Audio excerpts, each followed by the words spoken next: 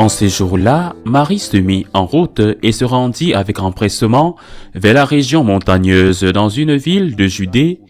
Elle entra dans la maison de Zacharie et salua Élisabeth. Or, quand Élisabeth entendit la salutation de Marie, l'enfant tressaillit en elle. Alors, Élisabeth fut remplie d'Esprit Saint et s'écria d'une voix forte, « Tu es bénie entre toutes les femmes, et le fruit de tes entrailles est béni. D'où m'est-il donné que la mère de mon Seigneur vienne jusqu'à moi? Car lorsque tes paroles de salutation sont parvenues à mes oreilles, l'enfant a tressailli d'allégresse en moi. Bienheureuse celle qui a cru, que se réalisera ce que le Seigneur lui a promis. Acclamons la parole de Dieu. Élisabeth, Sainte Élisabeth, est remplie de l'Esprit Saint et elle salue la Sainte Vierge avec des paroles que l'Église a considérées comme venant de l'Esprit Saint et qui sont une partie essentielle de la belle prière que nous prions tant de fois chaque jour. L'Ave Maria. Tu es bénie entre toutes les femmes et le fruit de tes entrailles est béni. Mais ensuite, elle fait aussi un acte d'humilité et elle était la maîtresse de maison. Elle était une personne âgée et bien sûr, elle est très reconnaissante que la Vierge vienne pour l'aider.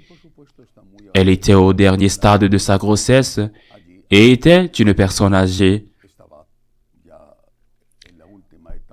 À cette époque, elle n'avait jamais eu d'enfant et cela rendait la grossesse et l'accouchement plus risqués. Mais cela ne justifie pas suffisamment, du moins l'acte d'humilité que fait Sainte Élisabeth. L'humilité de Marie est reconnue et répond à une autre humilité, celle de Sainte Élisabeth. Qui suis-je pour que la mère de mon Seigneur vienne jusqu'à moi? Ces paroles prononcées de manière différente mais avec le même contenu résonnent dans la bouche de ce centurion qui avait demandé un miracle pour son serviteur, et lorsque Jésus fit le geste d'aller chez lui, il lui dit, « Je ne suis pas digne que tu entres dans ma maison. » L'Église a repris cette phrase du centurion et nous la répétons tous avant la communion. Seigneur, je ne suis pas digne que tu entres dans ma maison, mais une seule parole de ta part suffira à me guérir. C'est une sorte de duel d'humilité. L'humilité de Dieu qui se fait homme. L'humilité de Marie qui se présente comme le serviteur, la servante du Seigneur. L'humilité d'Élisabeth qui reconnaît la présence du Fils de Dieu dans le sein immaculé de Marie et qui elle-même reconnaît l'importance d'être la mère du Sauveur. Qui suis-je pour que la mère de mon Seigneur vienne jusqu'à moi? J'entends souvent les gens parler de la communion, du fait de recevoir la communion comme un droit. Je comprends que ce soit une aspiration, un désir, un besoin. Je le comprends même parce que je le vis moi-même. Et je comprends que ce soit aussi une douleur quand on ne peut pas communier, par exemple parce qu'on vit en situation irrégulière, c'est-à-dire qu'on vit maritalement sans être marié à l'Église. Je comprends que c'est une grande douleur, une douleur qui devrait stimuler ceux qui en souffrent à essayer de résoudre le problème en cherchant au moins, en essayant d'obtenir la nullité de leur mariage précédent qui les empêche de se marier à l'Église. Je comprends qu'il s'agit d'un désir, d'une envie, d'un besoin et d'une douleur lorsqu'il ne peut être satisfait. Mais ce n'est jamais un droit, c'est un don. Il est vrai que celui qui est en état de grâce a le droit de communier, mais même pour lui, pour moi, pour tous, c'est un don. Nous ne devons jamais l'oublier, c'est un don. Nous tenons pour acquis beaucoup de choses que nous considérons comme telles parce que nous les avons toujours eues, des droits parce que nous vivons dans le monde des droits et souvent de faux droits, présentés comme authentiques. Et nous avons oublié les devoirs et les obligations. Les droits vont de pair avec les devoirs parce que ton droit est mon devoir de le respecter. C'est mon devoir et mon droit est ton devoir de le respecter. Mais dans ce cas, avec Dieu, tout est grâce. C'est un don de pouvoir communier. C'est un don que nous ne méritons pas et pour lequel nous ne serons jamais assez reconnaissants. Et c'est pourquoi nous devons dire, parce qu'il n'y a pas d'autre façon de l'exprimer, qui suis-je pour que mon Seigneur vienne me voir? Surtout devant la première procession eucharistique de l'histoire, dans laquelle l'ostensoir était le corps de la Sainte Vierge, qui portait déjà en elle le corps et le sang du Christ.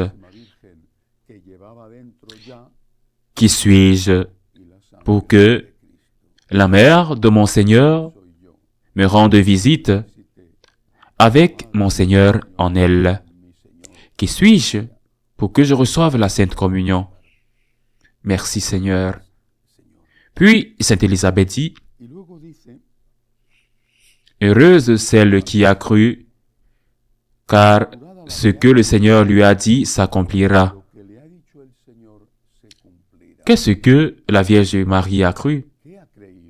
Ce à quoi Sainte Élisabeth fait allusion?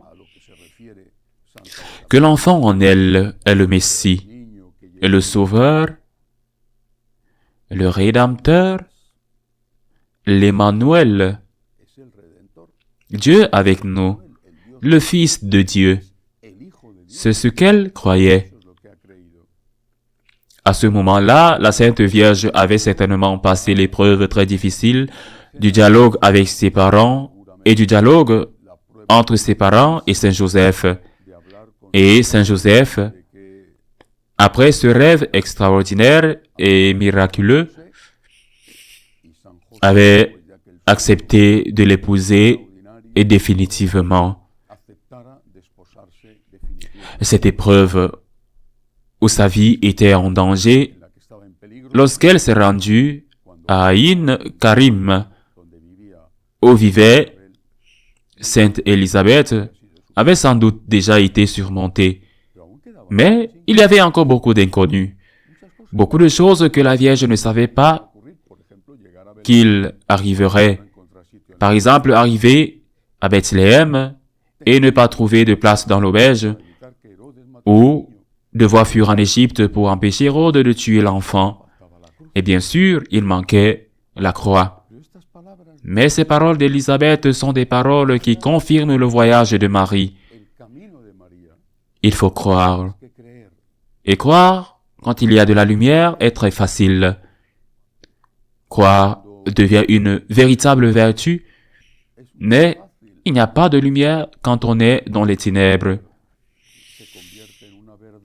Aimer, quand on ressent de l'amour, est très simple. Aimer est vertueux quand on doit aimer son ennemi. Quand on doit aimer quelqu'un qu'on n'aime pas, quelqu'un qu'on trouve difficile, de même, croire que Dieu vous aime quand il vous porte dans ses bras, quand il vous donne ce que vous demandez, quand vous êtes plein d'enthousiasme, quand vous avez l'impression d'être au paradis en vivant sur terre, est très facile. Mais le Seigneur, dans son infinie sagesse, nous enlève les bonbons pour voir si nous cherchons ces bonbons ou si nous cherchons le Dieu des bonbons, comme le disait Sainte Thérèse. Imitons Marie. Ayons la foi, ayons l'espérance. Heureuse celle qui a cru. Heureux sommes-nous si, au milieu des ténèbres, nous continuons à dire « Je crois en toi, Seigneur, j'ai confiance en toi ». Pourquoi? Parce que nous aurons la paix même dans ce moment de trouble, et parce que ce qui nous a été promis s'accomplira. Ainsi soit-il.